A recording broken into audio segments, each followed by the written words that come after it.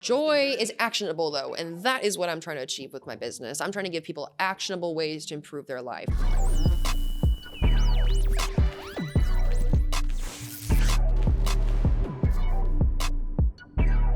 On today's episode of Rise, Grind, Repeat, we talked to Lacy from Wildjoy. We discussed how she took her business's TikTok following from 0 to 200,000 in a year and a half. Let's dive right in. Lacy, thank you so much for joining on another episode of Rise, Grind, Repeat. Pumped to have you on. I think what you're doing is super awesome. And it was cool how we got connected. I mean, really just reaching out to leverage your audience to get one of our clients out there. So it's a unique way on how we connected. Yeah. But before we dive into the app and what you're doing, we'd love to just kind of introduce yourself to the audience and a little bit about yourself. Of course. Well, Dustin, thank you so much for having me. I'm Lacy Kane, and I'm the founder of Wildjoy. It's my startup company that I launched right out of college. I actually built it in my senior year through this entrepreneurship program. Yeah, U of A. That's the only reason, well, not the only reason, but I grew up in Tucson. That's the reason I chose to stay in Tucson, is because they have this amazing top 5 in the nation entrepreneurship program and stuff. So I went into my senior year and I had a full-time offer to do like a investment sales job in Dallas, Texas, right? So I had a backup plan, you know, like I was the safe move, go get a salary job, go live the luxurious life of safety, whatever. That was my head at least. So during senior year and stuff, I was just trying to figure out like, what is a company around my passions? Like, what is a problem I want to solve? And for me, love adventure, love exploring, love going on unique dates, love all that kind of stuff. But I also struggled with anxiety, depression heavily, especially the summer before my senior year. I moved to Sacramento and I knew no one. I had a job. They all spoke German and stuff. And it was really, really tough. But so I really wanted to create something that would help other people like find meaningful things to do with their time, to meet people in the community and to find their wild joys. So I was trying to capture essentially the essence of what it meant to be like wild and free. Yeah. So it kind of like played with some words. And by March, I was listening to my favorite song, Jubel, which happens to translate to joy in German, which seemed to me be full circle because of my summer, you know, with the German wonderful people I got to work with at Siemens. And then so basically I looked at the domain, $4,500. It was so much money at the time. Yeah. So I split it up into a 12-month payment or whatever. And so I did it. And then I called the you got it? Yeah, wow. I bought it. It was the biggest like leap of faith in my life. And then I called a full-time offer and I said, unfortunately, I'm not moving to Texas anymore. So basically I had 2 months to scrape it together from March to May until I moved to Scottsdale where I decided to live and stuff. And I got a serving job to make everything work. Took me like probably 10 months of hardcore failing till I started posting on TikTok in January 2020. And that's when my company Wildjoy really became what it actually is now, which is a brand that's empowering locals and visitors to do more in Arizona through our recommendations. That is awesome. So, I mean, we'd love to kind of get a glimpse at to what does the user experience look like? So if someone were to get in, what is it that you're asking to get those recommendations and all that? How does it all function? Well, our team and stuff, we're scouting out. It could be a coffee shop. It could be a hike. It could be a mural. It could be literally anything that's just something to go find your wild joy. Feel like a kid again. Go on this scenic drive and you get to see like in Mesa and stuff, like we get to see the Apache Junction, Salt River Mountains. Like, oh my gosh, how beautiful are those? Like things like that. So we're basically scouting all the time. And now we have a huge audience of like 230,000 people. Wow. So we get lots and lots of people sending stuff in too and stuff. So we share it through our social media. So our TikTok, Instagram, and Pinterest, which is our largest amount of following, is like the 230 come from that. But then we also partner with small businesses across the state to do these pop-up events. Like recently we partnered with Candle Chemistry in Scottsdale to do this thing called Candle Chemistry After Dark. So we rented out the place for 2 nights on a weekend and we had like a charcuterie board thing and that's cool. Making candles. It was so fun. And we did like $3,300 in sales that night. Wow. And 60 people came from all over the state and I realized like this is extraordinary. So yeah, we have lots of events coming up. And then like the third way we function is through our app itself. So our app was created actually from an audience member that found us on TikTok. It's the craziest story. Isn't it great? Yeah, it's insane. So he sent me a Facebook message and I was still at my serving job. So I got home at 9 o'clock at night. I was exhausted. I checked my Facebook, of course. Yeah. Robert Johnson has said to me, hey, so I kind of made an app because I love everything you present and I'm tired of having to just manually write things in my notes. So basically I made this and if you're interested in working on it together, we could launch it. I was like, yeah, an app. Are you kidding me? Was there any doubt of? No, I know he's an amazing person. He was developing at Apple at the time, so he's very, very skilled. I knew it was the right fit, and honestly, everything with Wildjoy has come from our audience themselves. Like my work has just begun, and it's people are just coming up out of the woodwork with providing solutions to make our audience essentially have a better experience. So our app is free. It's only for iOS devices. So that means like iPhone only. Doesn't work with Android right now. And why? Because it's really interesting. Apps only work in they work in different languages. So like Apple is one language, and then Android is a completely different one. So if someone like Robert, who developed the app for me, he's purely Apple. That is true, and then it's also double the work. It's not like you just make one and it just pushes. Exactly. Thank you. That is like the other problem is that if we have an amazing, beautiful experience on Apple, but we're not able to have that exact same beautiful experience on Android, suddenly you have a direct comparison, and suddenly it's like fighting constantly. And what you said, double publishing every time. So we're looking into like solutions. There's something called Flutter out there that some of our audience people have just been DMing us, and so I'm really looking into trying to find a solution for our audience. Yeah. So was the route to go Apple was because of Robert? It was the only. It was because he'd built the app already. Like I didn't have the money. It's such a great way to present something. Literally like a proposal. Insane. Yeah, literally insane. He's one of the reasons why I think I am where I am today, because it's given Wildjoy the ability to take an influencer kind of feeling from like just posting and influencing people to do things to giving them a tool, a utility suddenly to say, hey, when you're traveling here, don't worry, we got you. Here's 10 different ways. And so we work with the businesses themselves, and they see about 3 to 4 like times return. It's insane. I love that you just said that. I'm huge on analytics, numbers. I mean, it's everything that we do is all focused on how can we drive a higher return on investment. So how do you go about finding that? It started off because I got laid off by that serving job. So I was working, the serving job and like doing Wildjoy all day and stuff. Yeah. And then serving job, COVID hit, lost the job, restaurant shut down. Suddenly I was left to rely on my audience, which is what I had been working so hard on TikTok. I think I had 50,000 people at the time. And so I was like, okay, like how can I do this? So I knew I had the value though, because I brought thousands of people to go do and spend money in cities. Yeah. So Tempe Tourism, they're like every single city essentially has a tourism agency department. Essentially. Yes. Sometimes they have a couple, but it's all like fed through bed taxes, which is like people coming to spend the night in hotels and stuff. So we pitched to Tempe Tourism, and we're like, hey, we could create eight TikTok videos for you in a blog post, and we guarantee you at least 300,000 people are going to see this campaign. Wow. At like a $4,000 investment. Yeah. Like if you looked at that from a Facebook ad perspective, it's much cheaper and you're getting an actually engaged audience. So we like crushed it. Last summer we did like 800,000 impressions. Wow. That was 500,000 more than we predicted. Yeah. So we crushed it, right? Yeah. So this summer we just wrapped up another campaign with them. 6 videos this time, 1 million impressions. And we just wrapped up Mesa like literally 2 days ago, 2 million. That is huge. So that many people are like identifying a lot of things to do in one city. Yep. And therefore they're spending the night, they're making a day trip out of it. And that's what we do best. We're driving people to go experience their lives, but in I guess the get back is the businesses are benefiting too. Yeah. The cities are benefiting, bed taxes going up. You're making the world a more cohesive place. You're giving opportunities to businesses that might not get in front of the people of your audience. You're giving your audience a new thing to do, which I mean, right now everyone's looking to get out and about and look for new things to do. I mean, it's such a great ecosystem that you've created, especially, I mean, COVID is unfortunate, but it's probably expedited or really propelled the app. I don't want to say I'm thankful for it, but to be honest with you, I feel as though like God, the universe, everything was propelling me into that point of like, I had no other option but to make it work. And from there, I just dug in, and it's the power of like, when you put your mind to something, you really can do anything. Like when I graduated college, I had a degree in accounting and entrepreneurship. Never in my life had become an influencer. Never in my life had made a video. All these things were like barriers, and I just had the mindset of I will do whatever it takes because I believe in this mission so much. So now with July 2021, sitting here and like being like, yeah, it's working. Thank God. It's awesome, right? Yeah, it feels amazing. And I love reading like the DMs from people like that have just had like a different life experience after going through the Wildjoy kind of like feeling, I guess, for a couple, you know?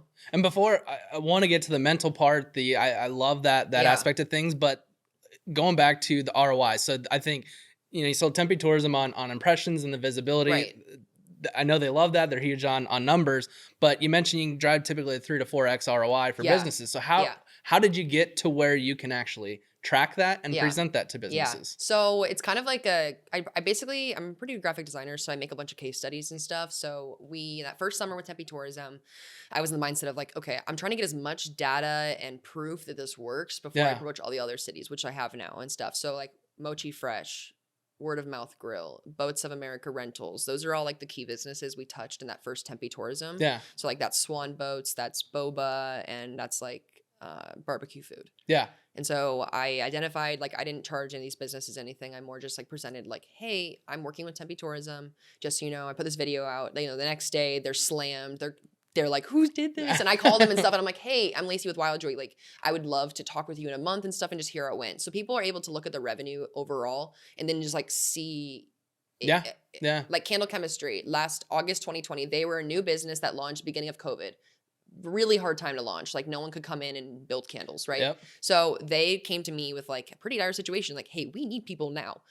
I was in love with the experience. So much fun. We did 2 videos. It had 600,000 impressions, right? They saw an overnight huge increase in people and stuff. 600% difference between August and September.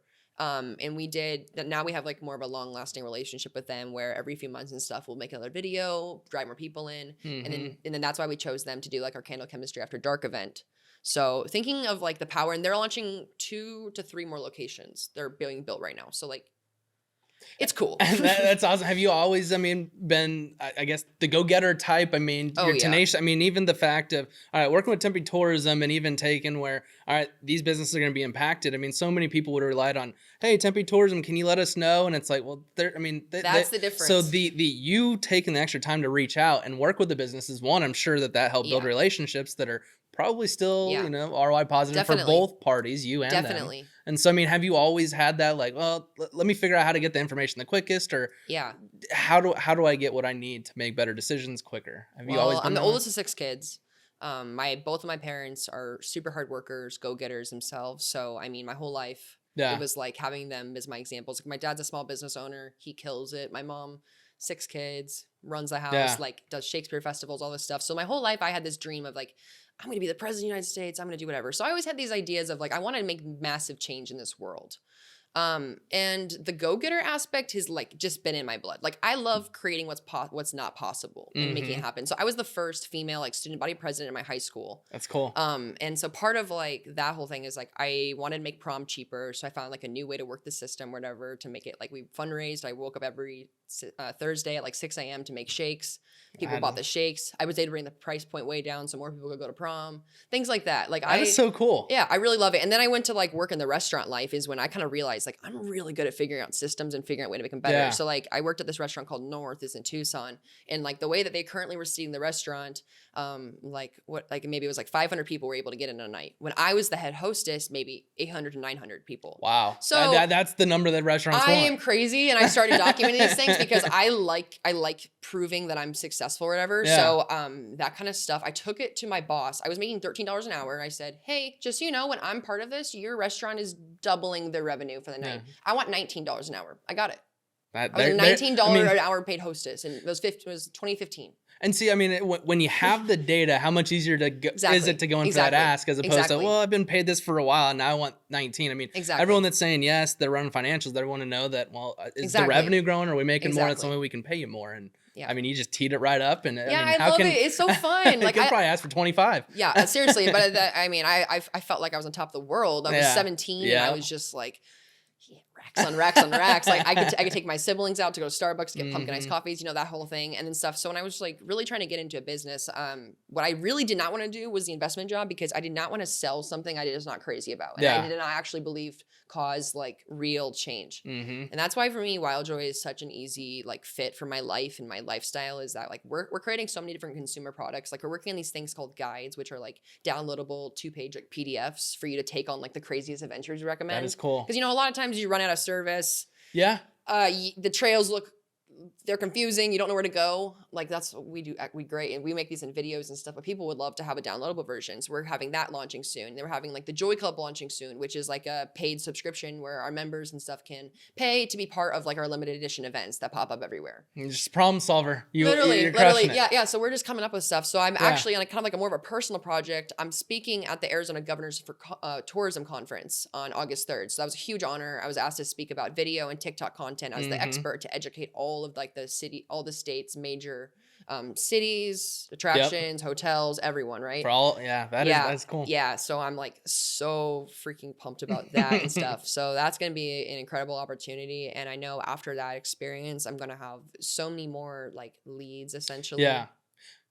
So one thing that comes up, I think people don't understand how much time it takes to do things, building websites, building apps, making a TikTok. I think Yeah, right. everyone wants the hundreds of thousands of followers, but would love to kind of share the audience's small business owners, entrepreneurs. What are some tactics, things that you did that directly correlated with your social media growth? Well, one thing is exciting. I'm after that conference and stuff, I'm launching my video 101 crash course for all small business owners to learn how I do what I do and how to see that kind of results for yourself. So if people are interested, they can take my course after this. Perfect. But the best way to get started on social media and to actually kill it, one of the reasons why I struggled so hard for 10 months to begin with is that I was trying to be what's already out there. I was making Instagram graphics that were similar to what was already out there. Yeah. I did not have started exploding until I started just doing what I thought was cool. Funny how it works, it's so weird. It's so weird and stuff. So all the followers did not come until I 100% started being authentic to myself. And you have to have the consistency. People are buying into a story. So like, even if you are a candle company, you can still talk about the reasons and the feelings that you can connect and all the experiences you can have with this candle. Like, it doesn't matter. You can share your unique story on social media, and that is what will take off. So like, video content is for sure what all small business owners should be prioritizing. Agreed. Yeah, and what you can literally do is just like pick up your phone. Your smartphone works. Yep. Major Hollywood movies are being made on phones now. It's totally, no one cares. Really, that is literally insane. Yeah, no one cares. It's amazing. This phone can do everything. Yeah. Pick up your phone, just start recording a bunch of things, like, and then essentially you can edit them all to be like really, really short and stuff. And just start posting TikToks. Nothing's gonna work in the beginning. It's gonna fail. Nothing was gonna be liked. No one will come. But you trying and being out your authentic self, you will figure it out. So I love it. I think authenticity is what humanizes a brand, and that's what builds a relationship, and that's what builds brand ambassadors. You obviously saw the difference of not authentic to authentic. What was the thing? Is it just being more vulnerable, telling how you messed up on things, or what? Like what? Like this. If we went to Wildjoy's like Instagram right now, like I have a post up. Like, we're an adventure experience brand. Yeah. Last week, I saw the need through an Instagram story we shared about places for people to find therapy. Yeah. That's the kind of thing I never would have known that I could do in the beginning. I was so focused in the beginning, I just launched a booking platform. It was like I had 8 hosts that had unique experiences around the state, like Curtis. He was like the Salt River paddleboard guy. Yeah.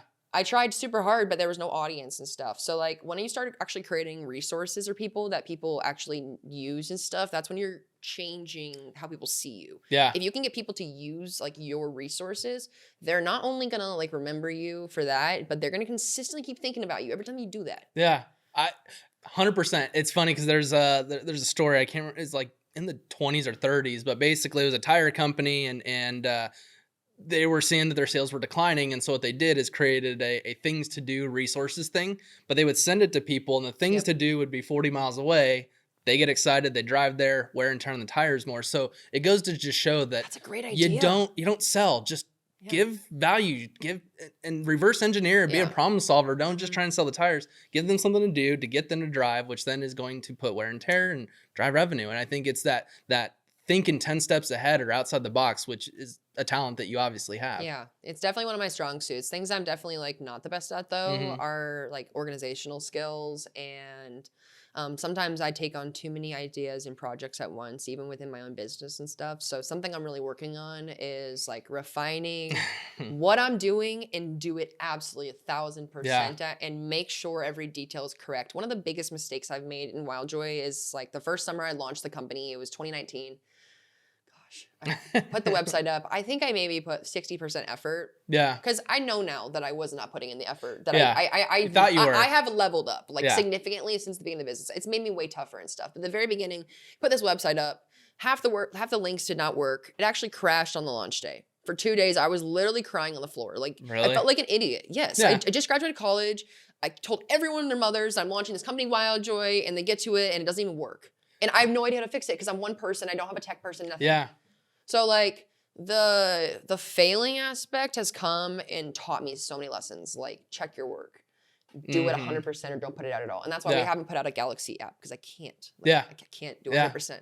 Yeah. And again, I mean, you might do it. It's 80%. Now you're gonna get that negative feedback, and now all of a sudden you lost all those Android users. I mean, so it's people have a bad taste in their mouth about my company, which is the app is just a tool. It's not what I'm trying to push here. I'm building all the technology. People don't even know what's coming yet. Like we're just getting the audience hype. Yeah. And then we're gonna expand to every other state. And then we're going to expand internationally. Wildjoy, I'm determined to make this like one of the biggest, most meaningful companies doing real stuff. So one of the biggest things that I do and I pledge my company to continue doing is like about 10%, honestly, of our revenue that comes in, we give directly back to like nonprofits that work in the Arizona community. So the latest was February. We did like $1,000 to like 10 different businesses or whatever. And it was not businesses, nonprofit businesses. Yeah. Like they're the same, but different. Yeah. And so one of the foundations was the Arizona Cancer Foundation, and it's run by Christy Funari, that's her name, and she lost her daughter, and she came to my Candle Chemistry After Dark event, and she bought a ticket, and her and her son came and stuff, and she was like, hey, I just want you to know that like $100 you guys donated, like that means the world and stuff. So I kind of like, how good does that feel? It feels like that's the reason I want to make money is like I want to feel what fuels me, like my community, giving back and stuff. So like I hope to launch after this Wild Hope Foundation, which is like a nonprofit, but giving people abilities to have hope through resources, whatever. So that's my long game. Selling my company maybe eventually. I'm not sure. Maybe putting it public. Maybe keeping it private forever. I don't know. I have no doubt that you're going to figure it out, and it's going to be a great decision. But I love your perspective on money. I mean, it's a lot of people think it's the end result. It's not. It's the tool to get you to the end result. I mean, if you have more of it, you can then bless so many more people, whether it be the finances or creating organizations that help. I mean, there's so much that you can do with it. And it's awesome that you're not going after the money just so that you can get rich and buy Lambos. It's so that you can impact so many more people. No, I came from very, very humble beginnings. Like I remember like growing up and stuff, like I wanted to go to this like forest home camp and stuff in summer. It was like $400. And I remember like my parents, they sacrificed like all summer to be able to like get me to go and stuff. And so they're much more successful now. And to be able to see them kind of coming from that to like this is like, it's not about money for me. It's about the impact. And obviously you have to pay your bills and things like that. But I just dream a really big dream of a connected community. And it's starting here in Arizona, and I'm just super thankful, honestly. Like this is a dream. I'm 24, and all of this is working. Like it's a dream. And during a global pandemic, I mean and I'm self-funded. Yeah, I don't have any investors or any outside money in it so far, and like that's oh my gosh, it's been that's hard. huge. It's the way to do it. You don't have to appease investors and all that. You can just do whatever you want and run with it. Which is something I would suggest to most small business owners, especially if you have dreams to evolve whatsoever. I was literally like on the track to have investors probably 6 to 10 months into this. Like really because that's what they teach you in entrepreneurship school is like you get investors, all this stuff. This is why I think it's wrong, is that you don't have the flexibility of changing what you're doing. Nothing was working the first year. If I had signed something, I was declaring that I was going to be on this path. Yeah.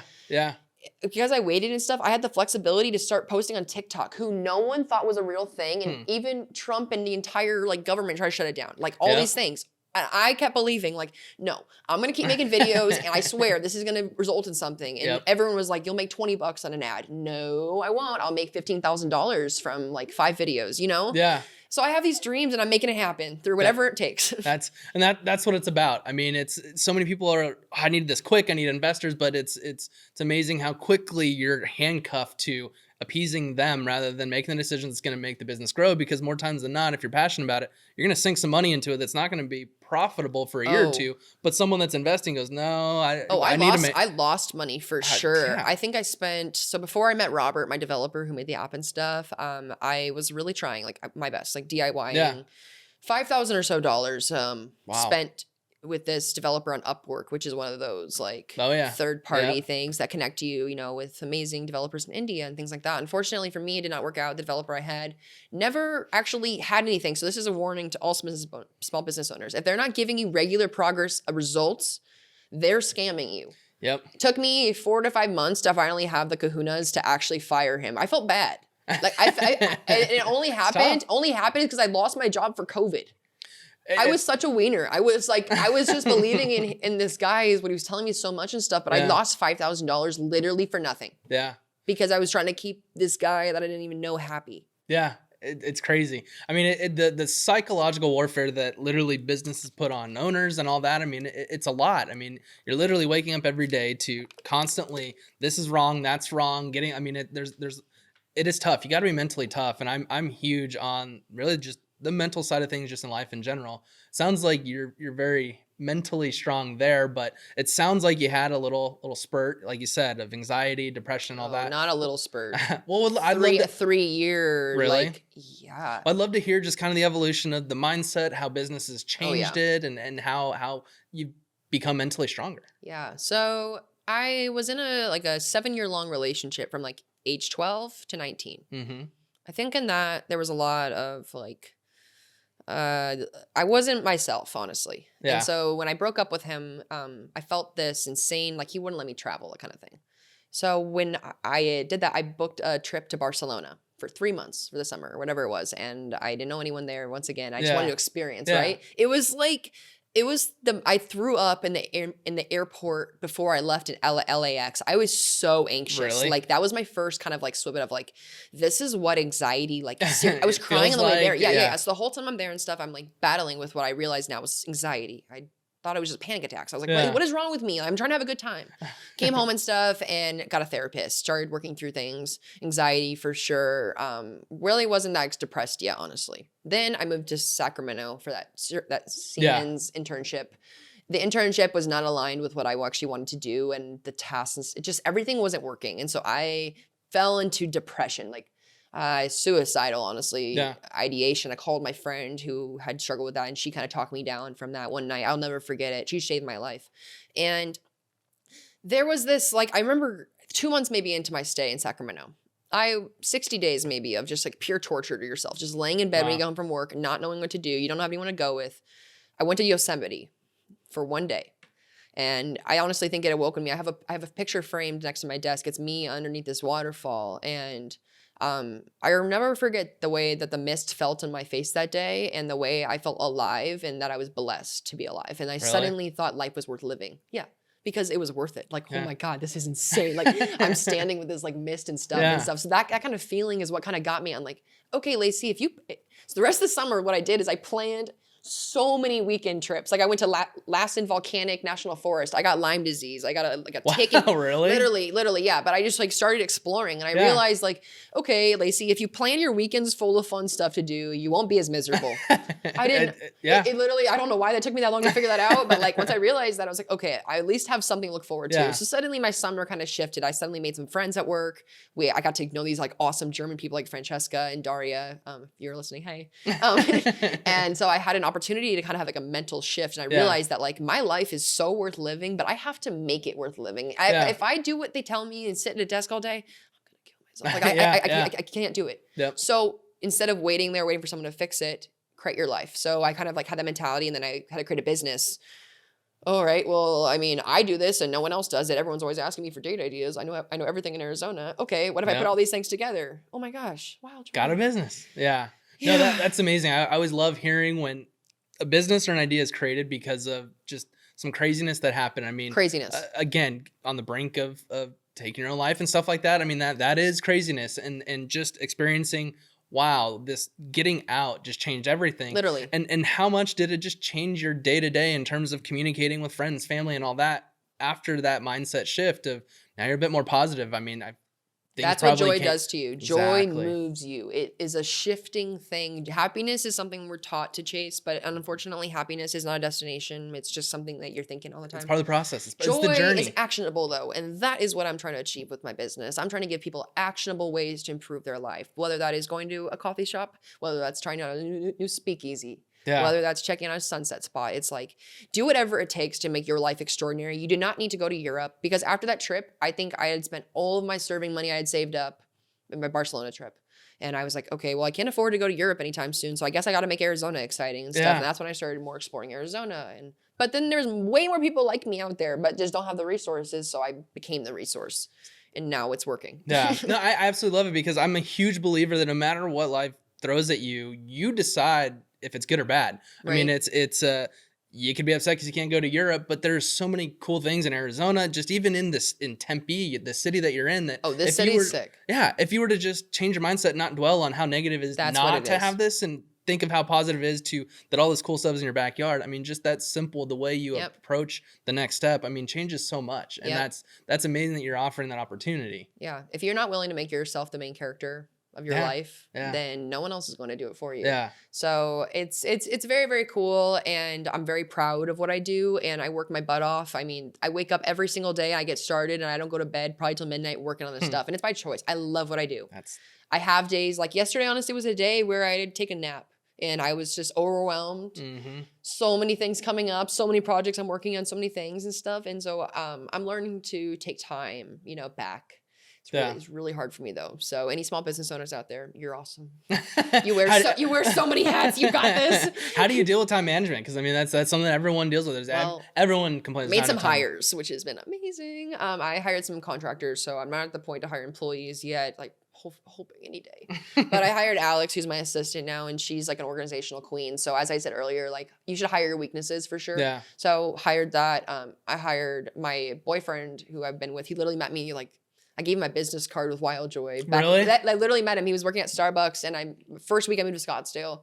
And I slid my business card and stuff. He took me on a date, and we've been together since. So he's literally seen everything. So he's an audio engineer. So he's actually been helping me with my videos and stuff. Really? He's amazing. Love to talk to him. Yeah, Ian, amazing. And then Robert obviously did my developer, and now I have Jillian who's working with me now on new sales stuff. That's cool. And they're all coming from my community. I'm not really seeking them out. They're all coming to me, which is amazing. And I'm just praying that I can hire like an operations manager very soon. Yeah, someone that runs all the back end, like the emails, the everything. Yeah, it'll happen because I mean you're a go-getter, you're a problem solver, but just the passion radiates from you. I mean, that's why you got someone that built an app before they even talked to you. I mean, he's one of a kind. He is one of a kind. But you're doing the things that lead to those one of a kinds to be attracted to you, and that's the thing that's amazing. I mean, you're crushing it.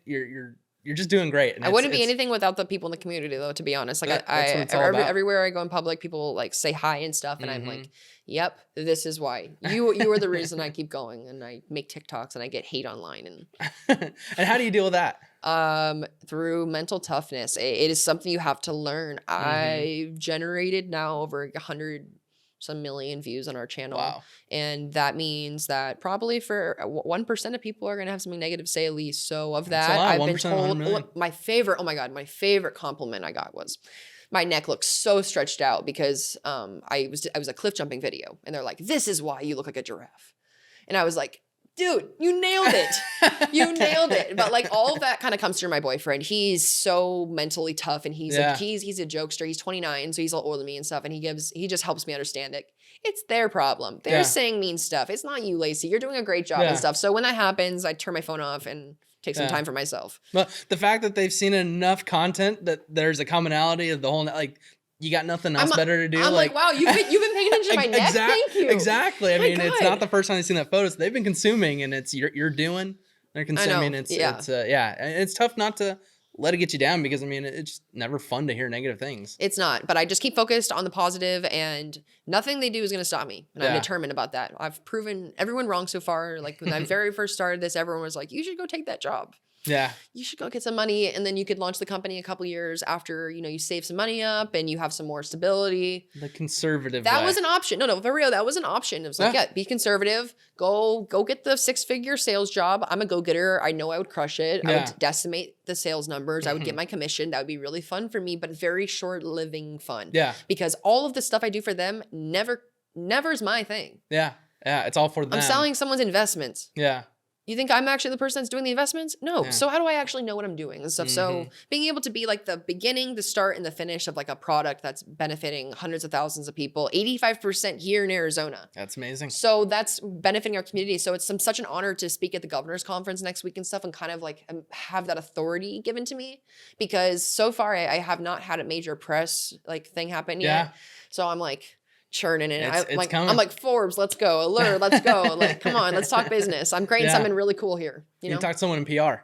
Yes, I'm working on my PR. Actually, just bought a course from. Really? Yeah, super cool. I bought a little course from one of my favorite people. Her name is Tori Dunlap. She runs like a financial empowerment community called Her First 100K. which is empowering you to like save your first 100,000 in like your investments and stuff, so that way you can actually do stuff. I mean, have the capital to go do the things that are going to make you happy. Stuff. So I'm a big believer in investing in people who know way more than you do and trusting them, because nowadays you can learn anything on Google and YouTube and stuff, but sometimes it really is worth it to pay for the lawyer, do the thing. Yeah. Yep. 100%. You got a lot going on. You're doing a lot. I can't wait to see the growth. What are you really working on? What are you trying to accomplish personally, but also for the business in the next 3 to 6 months? Personally, I'm trying to become a better manager, leader. Like it is so hard for me still. Like I thought it'd be easy at some point to like be able to like delegate, tell, like not only assign people things to do, but like communicate it so well that you don't have to have any follow-ups almost. I thought I was good at this. I was the first student body president. I was served in my sorority, you know, all these things. And then like I'm here in my business and stuff. And I have right now, I'm so blessed. I have 10 interns. And that's amazing. With that, this is my 3rd summer of interns. So 10 interns. And with that, that's a lot of communication and stuff. So I'm personally working on not having anxiety based on management. That is where my anxiety really creeps in. For the business, we have so many products launching.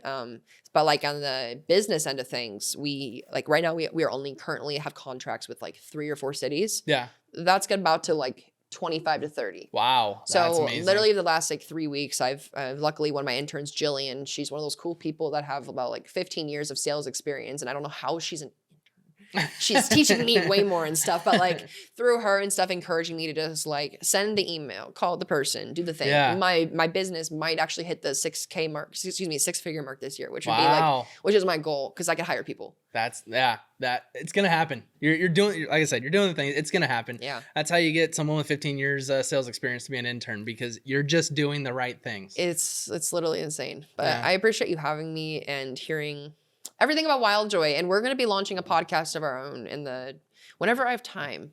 But yeah, if you can figure out how to make more time. So maybe you'll have to come on my podcast when I get it. It's talking about the greatest adventures over a campfire setting. That'd be cool. Wildjoy campfire chats. I mean, fireside chat. I mean that's gonna be fire. The fun things you talk about over campfire sometimes. Oh yeah. So yeah, I'm super excited. We have so many products and stuff, but I got to take it one step at a time. Yeah. Was there anything that we left out that you're really wanting to tell the world? Just that I started off with nothing, and I've done this, and you can too. You can. You will if you put your heart to it. Absolutely.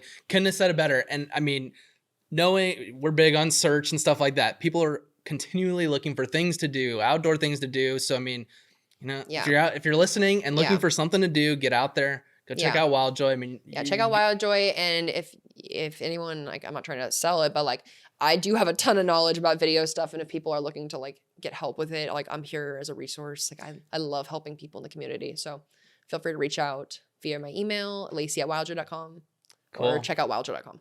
Awesome. Do you have a link for the video stuff? It's going to be launching on August 3rd, so in a couple weeks and stuff. So just head to Wildjoy's page and stuff, and we're going to be talking about it. But it's going to be an incredible, like I've poured every single thing I've learned, and it's been so much stuff. But yeah, video course with like downloadable stuff of how you do everything. And I'm just super duper grateful to be launching something that's actually benefiting small businesses, because that's like one of the things I love doing is people like myself that are building things. That's amazing. That's what it's all about. Just keep building. But share that link once you go live, because this will come out probably after that. So we can include it in the show notes. Perfect. Perfect. I'll give you guys a code or something, so you can put it in the thing for like a discount or something of the course. That'd be fun. That would be awesome. Let's do it.